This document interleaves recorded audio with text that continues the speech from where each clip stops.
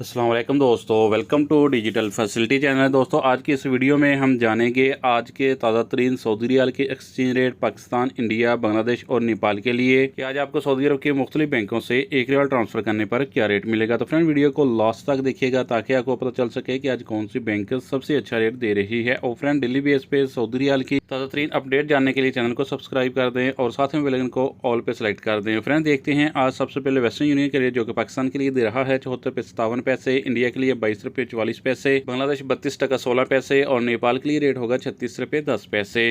Friend, टिकमो app Pakistan के लिए दे रहा है 74 रुपये 80 पैसे, इंडिया के लिए 22 रुपये 40 पैसे, बांग्लादेश 32 टका 38 पैसे और नेपाल के लिए रेट होगा 35 रुपये 92 पैसे।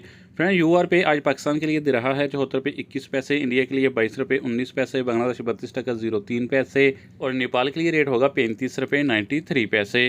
फ्रेंड, बार का एप्लीकेशन पाकिस्तान के लिए दे रहा है 74 रुपये 78 पैसे, इंडिया के लिए 22 रुपये 44 पैसे, बांग्लादेश 32 टका 36 पैसे और नेपाल के लिए रेट होगा 36 रुपये 0 पैसे।